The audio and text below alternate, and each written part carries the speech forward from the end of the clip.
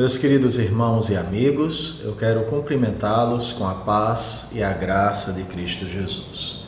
Quero me dirigir especialmente a vocês que são membros da Igreja Presbiteriana de Juazeiro do Norte, no Ceará, e quero parabenizar a amada igreja, o seu conselho e o seu ministro por esses 30 anos de organização eclesiástica.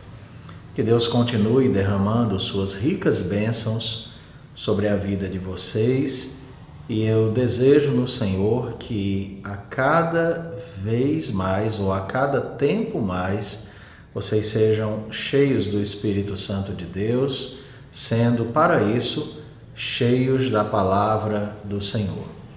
Uma igreja se torna rica das graças de Deus quando ela também é rica da palavra de Deus.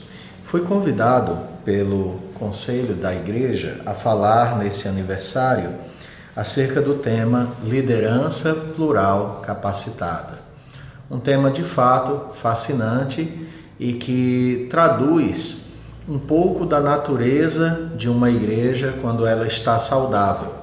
Uma igreja saudável, ela possui uma liderança que é plural, ou seja, ela é multifacetada, dispondo de diversos dons, diversos talentos, e ela é capacitada, em parte, pela ação do Espírito Santo de Deus na vida da igreja, vocacionando e capacitando espiritualmente para a obra, e em parte por meio de labor diligente, através de aperfeiçoamento, treinamento capacitado, aprofundamento bíblico.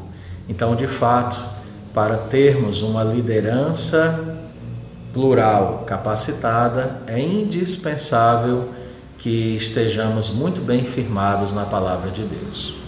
E quero aproveitar esse aspecto e tratar uma questão convosco que está em 1 aos Coríntios, no capítulo 12, versículos de 1 a 11.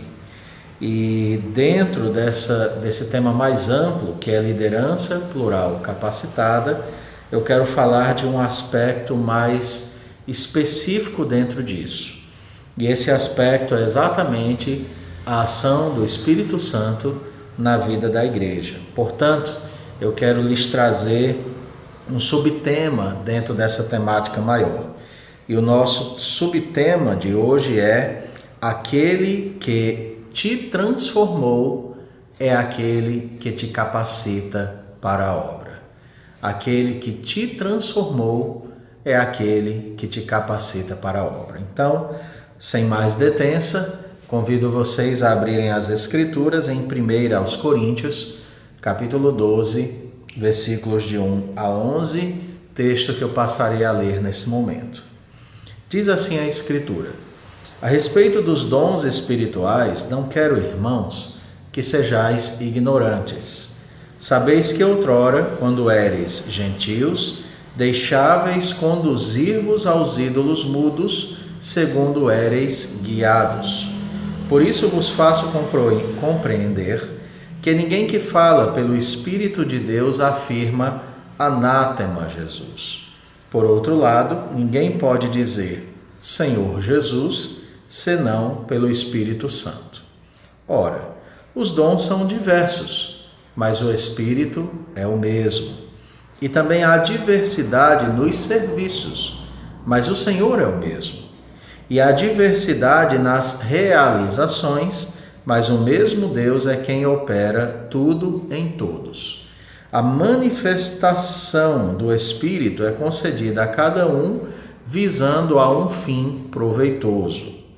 Porque a um é dada, mediante o Espírito, a palavra da sabedoria, e a outro, segundo o mesmo Espírito, a palavra do conhecimento, a outro, no mesmo Espírito, a fé, e a outro, no mesmo Espírito, dons de curar, a outro, operações de milagres, a outro, profecia, a outro, discernimento de espíritos, a um, variedade de idiomas ou de línguas, e a outro capacidade para interpretá-las. Mas um só e o mesmo Espírito realiza todas estas coisas, distribuindo-as como lhe apraz a cada um individualmente. Vamos orar ao nosso Deus, pedindo sua direção. Pai amado, agradecidos estamos por nos conceder essa data tão importante que representa os 30 anos de organização da Igreja Presbiteriana de Juazeiro do Norte. Muito obrigado porque até aqui nos ajudou o Senhor e certamente sua boa mão conduzirá essa igreja até que o Senhor retorne e ela então seja perfeita e assim alcance a recompensa para a qual ela peregrina nessa terra. Abençoe seu pastor, seu conselho e seja com a palavra de hoje, a fim de que sejamos fortalecidos na fé em Cristo Jesus. Assim oramos e agradecemos no nome do Senhor. Amém.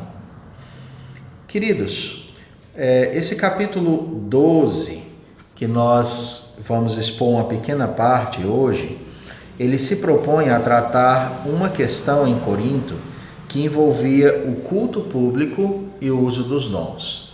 Paulo vai, por meio desse capítulo, tratar essa área dentro da comunidade de Corinto. E, na verdade, como bem destacou o doutor Augusto Nicodemos, os capítulos 12 a 14 foram escritos por Paulo para responder a perguntas feitas pelos coríntios sobre a atividade dos espirituais nos cultos. Acredita-se, queridos, que a comissão que levou uma oferta para Paulo também levou uma correspondência por parte da igreja acerca de dúvidas concernentes à natureza e ao uso dos dons no culto público. E estes irmãos de Corinto são mencionados no capítulo 16, versículos 17 a 18. Eles são citados aí, diz o texto: Alegro-me com a vinda de Estéfanas e de Fortunato e de Acaico, porque estes supriram o que da vossa parte faltava, porque trouxeram refrigério ao meu espírito e ao vosso. Reconhecei, pois, a homens como estes. Então, Paulo recebe a visita destes irmãos aqui citados, eles trazem informações sobre a igreja de Corinto, mas também trazem questionamentos acerca do uso dos dons, como a igreja deveria proceder em relação a isso. Por isso que nesse capítulo 12, a primeira questão a ser tratada por Paulo é a falta de ordem no culto e como os dons deveriam ser exercidos pela igreja. Nós sabemos que faltava uma certa ordem no culto da igreja de Corinto e essa desordem estava sendo causada pelo mau uso que era feito dos dons que haviam sido concedidos àquela igreja pelo Espírito Santo do Senhor. E aí então, dentro desse contexto, a primeira questão a ser levantada pelo apóstolo Paulo é que o Espírito Santo conduz a igreja a exercer sua missão nesta terra. E ele o faz provendo duas grandiosas dádivas para nós, sem as quais não seríamos cristãos e nem poderíamos trabalhar adequadamente para o reino de Deus. Paulo, então, vai falar de duas grandes dádivas que estão vinculadas ao Espírito Santo de Deus. A primeira dessas grandes dádivas é a nossa conversão, nosso novo nascimento. E a segunda dessas grandes dádivas é a nossa capacitação para a obra de Deus. O Espírito Santo, portanto, ele aplica a obra de Cristo a nós e por isso ele nos leva a crermos no Evangelho e a vivermos para o Evangelho. Ele age em nós, ele coopera em nós e produz em nós essa graça maravilhosa e ele também nos capacita para servir a Deus. Então há dois aspectos da ação do Espírito Santo tratados por Paulo neste capítulo, nessa carta, que é: o Espírito Santo é quem vos conduziu a Cristo e o Espírito Santo é quem vos capacitou para servirem a Cristo. Portanto, os dons que nós temos são obra do Espírito Santo em nossas vidas. E aí, dentro desse entendimento, nós vamos destacar essas duas questões à luz do texto. A primeira delas é que o Espírito Santo é quem produz em nós a salvação, ou quem nos leva a Cristo, que é quem nos salva. Vejam vocês os versos de 1 a 3. Nesses versos, Paulo lembra aos coríntios que eles são o que são, ou seja, salvos em Jesus Cristo, devido à operação graciosa de Deus neles por meio do seu Espírito. E aí vejam vocês os versos de 1 a 3. A respeito dos dons espirituais, não quero, irmãos, que sejais ignorantes. Sabeis que outrora, quando ereis gentios, deixáveis conduzir-vos aos ídolos mudos, segundo éreis guiados. Por isso vos faço compreender que ninguém que fala pelo Espírito de Deus afirma anátema Jesus. Por outro lado, ninguém pode dizer Senhor Jesus, senão pelo Espírito Santo. E aí, queridos, Paulo está lembrando a seus leitores que os dons são obra da graça de Deus na vida da igreja. Desse mesmo Deus que agora conduz a igreja. Paulo nos lembra que no passado nós éramos conduzidos pelos ídolos mudos a quem adorávamos e servíamos. Mas agora é completamente diferente. Aqueles que têm Jesus como seu Senhor só o declaram como tal graças à ação do Espírito Santo de Deus. Paulo diz que ninguém pode dizer Senhor Jesus senão pelo Espírito Santo. E aí eu gostaria de lembrar a você que nós não fomos salvos pelos nossos próprios esforços. Não fomos nós que de nós mesmos resolvemos seguir a Deus e amá-lo. Somos seus servos e nos dedicamos agora a Ele graças à ação poderosa do Espírito Santo em nosso ser. Foi Ele quem nos fez entender que Jesus Cristo é o Senhor a ser servido. A salvação não é mérito nosso, mas somos salvos pela maravilhosa graça de Deus em Jesus Cristo, operada em nós pelo Espírito Santo. Portanto, sendo esta grandiosa verdade aqui lembrada por Paulo, não deveríamos ser orgulhosos quanto à nossa fé ou aos dons que possuímos, mas devemos servi-lo com amor e dedicação e, sobretudo, humildade, pois é Ele quem nos salva da ira vindoura. Por que é importante dizer isso e por que isso é mencionado por Paulo? Ora, os irmãos de Corinto estavam gerando dificuldades entre eles, em parte pelo mau uso que se estava fazendo dos dons no reino de Deus. Ao invés deles entenderem que os dons haviam sido dados pelo mesmo Espírito que os salvara da ira vindoura e que foram dados para serem somados entre si, a fim de que a igreja caminhe bem, caminhe saudavelmente, eles estavam usando os dons envaidecidos, ansiando destaque pelos seus dons e tomados de orgulho, se considerando melhores uns do que os outros em relação aos dons que possuíam. Eles chegavam, inclusive, a afirmar que haviam dons que eram mais importantes que outros. Isso não se coaduna com a obra de Deus. A igreja do Senhor é chamada para servi-lo e é capacitada para isso. E os diversos dons são dados para que haja comunhão e cooperação a fim de que a igreja prossiga bem para o reino de Deus. É por isso, queridos, que um cristão em si mesmado, é de fato uma grande contradição. E essa terrível contradição estava, infelizmente, se fazendo presente em Corinto, onde alguns se consideravam mais espirituais que os outros por causa dos dons que possuíam, fazendo da igreja um lugar para se exibirem e do culto um momento para se colocarem em evidência. Mas o culto genuíno é o culto centrado em Jesus Cristo. No culto não devemos querer aparecer, mas devemos desejar que Cristo seja de fato o grande centro de tudo o que ali fizemos. Somos crentes graças à ação do Espírito Santo em nosso íntimo. Significa, queridos, que o mau exercício dos nossos dons tem como raiz a falta de amor entre nós. Quando estamos divididos como igreja, competindo uns com os outros, supervalorizando a uns e escanteando a outros, vivendo como se houvessem vidas mais importantes na igreja ou menos importantes. Isso não existe.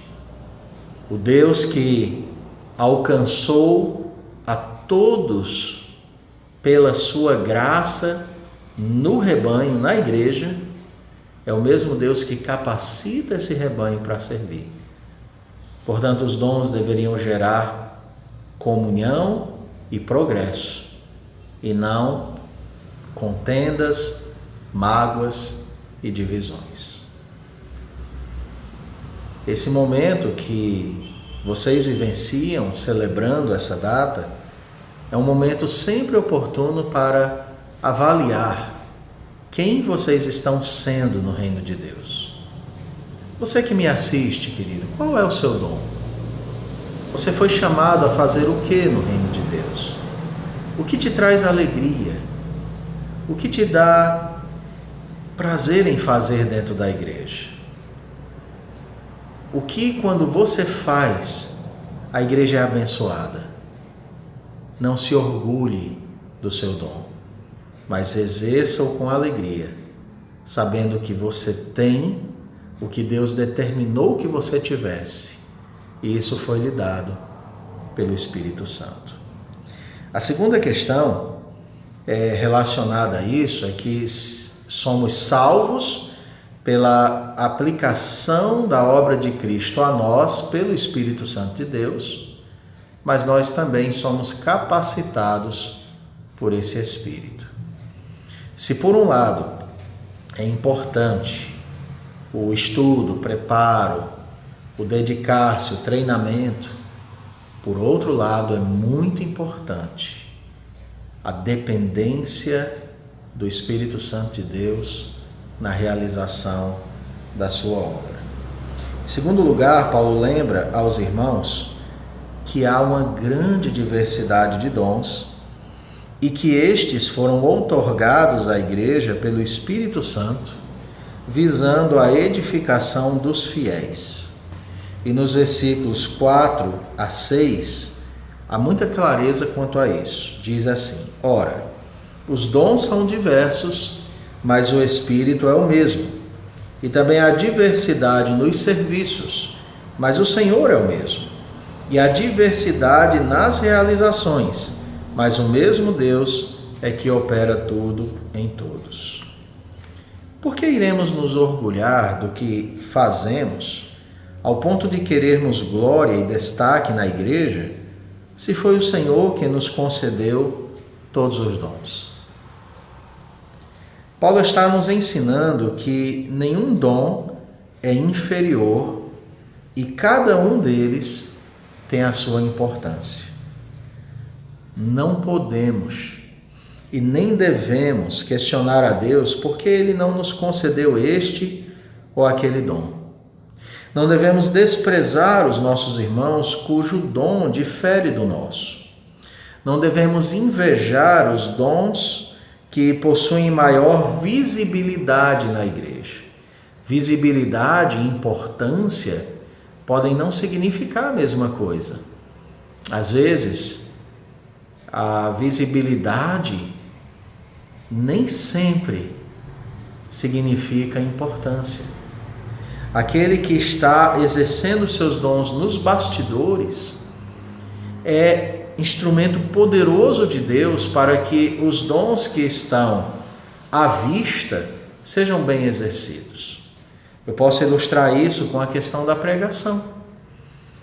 Como o ministro de Deus pode pregar a palavra de modo claro, ordeiro, de maneira que todos possam receber o recado, se os nossos diáconos não estiverem zelando pela ordem do culto? Percebem? Lá na igreja primitiva, quando a primeira junta diaconal foi eleita, eles foram eleitos para que o ministério da palavra não fosse abandonado pelos apóstolos, para que estes servissem às mesas.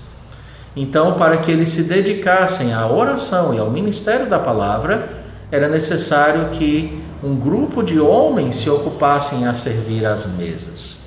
E o resultado, se você ler lá em Atos, é que depois da eleição desses diáconos, a igreja cresce muito mais, porque os apóstolos podem se dedicar mais desenvoltamente ao ministério da palavra, porque a assistência social está ali sendo cumprida. Às vezes nós incorremos no erro de pensar que essas funções, diaconato, presbiterato e ministro, são como batentes, degraus de evolução dentro da igreja. Como se nós fôssemos uma carreira. Você começa como diácono, segue como presbítero e um dia vira pastor. Não, não é assim no reino de Deus. Eles são dons paralelos. Eles correm paralelamente para que a obra de Deus funcione como um todo. Se vocês olharem o verso 7, nós somos inteirados que o Espírito Santo proveu toda essa diversidade para propósitos santos, para fins proveitosos. Diz o texto: a manifestação do Espírito é concedida a cada um visando a um fim proveitoso. Cada membro do corpo de Cristo precisa descobrir o seu chamado e exercê-lo para a glória de Deus. E são muitos os dons. Você tem uma lista bem preciosa nos versos de 8 a 11. Porque a um é dada, mediante o Espírito, a palavra de sabedoria, e a outro, segundo o mesmo Espírito, a palavra do conhecimento. A outro, no mesmo Espírito, a fé. A outro, no mesmo Espírito, dons de curar. A outro, operações de milagres. A outro, profecia. A outro, discernimento de espíritos. A um, variedade de línguas ou idiomas. A outro, capacidade de interpretá-las. Mas vejam o que Paulo destaca. Mas um só, e o mesmo Espírito realiza todas essas coisas, distribuindo-as como lhe apraz a cada um individualmente. Esse verso final está aí para despertar a igreja não só a exercer bem os seus dons com qualidade, mas a entender que cada um é parte de uma grandiosa obra de Deus. Você é parte da obra de Deus em Juazeiro do Norte. Você que está ali exercendo a hospitalidade, você que está ali pregando, você que está ali cuidando da assistência aos necessitados, você está sendo um tijolo importante dessa construção de Deus. Quanto mais piedoso for o seu relacionamento com Deus, e quanto mais zeloso for você no exercício dos dons que o Senhor concedeu a você, melhor se desenvolverá a obra de Deus em Juazeiro do Norte. Se você é um membro legítimo da Igreja de Juazeiro, se você é um membro legítimo da Igreja do Senhor aí nessa terra, você tem que entender que você serve a Deus, não a homens, mas você serve a Deus ao serviço dos homens. Tão interessante isso. Quando você serve aquela irmã, quando você leva aquele copo com água, quando você cuida de um trabalho de cestas básicas na igreja, quando você limpa, quando você está à frente dos jovens, das senhoras, dos adultos, você, é claro, está servindo a igreja, mas está servindo acima de tudo e de todos a Deus. E foi Ele quem te chamou para isso. E é Ele quem te capacita para isso. Diante disso, diante desse chamado para sermos uma liderança, ou termos uma liderança plural, capacitada, o que nós poderíamos aplicar dentro dessa temática? Primeiramente, você precisa orar ao Senhor e buscar no Senhor qual é o seu lugar no reino de Deus. Dizer ao Senhor: Senhor, eu quero servi-lo. Me chamastes para quê? Eu fui transformado para ser um cidadão no céu, mas eu também fui transformado para servi-lo na terra. E o que o Senhor quer de mim? Você já perguntou isso alguma vez a Deus? Muitas vezes Deus já te deu a resposta, mas você não está percebendo. Deus já te deu a resposta por meio das áreas de afinidade que se desenvolvem na sua vida. Há muito o que fazer no reino de Deus. E Ele te chamou para participar desse muito fazer. A outra coisa é, como você tem se qualificado para isso? Eu entendo que há muitos treinamentos, muita literatura publicada, muita coisa boa. Mas existem 3 regras ou 3 práticas douradas, de ouro, para quem quer ser um bom servo de Cristo Jesus. São as regras de ouro. Primeira regra de ouro: seja uma pessoa de oração. Você jamais estará devidamente capacitado por Deus se você não estiver constantemente aos pés do Senhor em oração. Ore a Deus. Coloque sua vida, seu lar, seus problemas, seus pecados diante de Deus. Coloque seus medos e anseios diante de Deus. Peça ao Senhor fé e forças para servi-lo com alegria. Peça ao Senhor que faça uma constante poda na sua vida para que você produza ainda mais frutos. A primeira regra de ouro para ser uma liderança capacitada é a oração. A segunda regra de ouro para ser uma liderança capacitada é o meditar constante na palavra de Deus. A Bíblia é o nosso manual de instruções. É ali que você aprende com os exemplos daqueles homens e mulheres de Deus. É ali que você é aperfeiçoado. Paulo disse a Timóteo: toda a Escritura é inspirada por Deus e é útil para o ensino, para a repreensão, para a correção e para a educação na justiça, a fim de que o homem de Deus seja perfeito e perfeitamente habilitado para toda boa obra. A terceira regra de ouro: congregue. Porque quando você congrega, você desenvolve os seus dons. Quando você congrega, você é alimentado pela instrução da palavra de Deus. Quando você congrega, você é fortalecido, porque ali estão outros que também têm lutas, desafios, que são imperfeitos, mas que estão na trilha da graça de Deus, a fim de chegarem à Nova Jerusalém. Então, se você quer ser uma liderança bíblica, uma liderança capacitada, é indispensável que você entenda, à luz do texto de hoje, que você foi chamado pela obra do Espírito Santo e capacitado por esse Espírito para servir a Cristo. E dentro disso, pratique as 3 regras douradas. Oração constante, meditação constante nas Escrituras e constante congregar-se na casa do Senhor. Não deixemos a nossa congregação, como é costume de alguns. Antes façamos admoestações e tanto mais quando vedes que o dia se aproxima. Meu querido irmão, fique com Deus. Vamos orar. Obrigado, Senhor, porque o Senhor tem um chamado glorioso para que sejamos teus filhos e também teus servos. Somos chamados a sermos cidadãos do reino, mas também trabalhadores desse mesmo reino. Abençoe a cada um que assistir essa palavra e que ela não caia no vazio, no esquecimento, mas que nos incomode a uma mudança.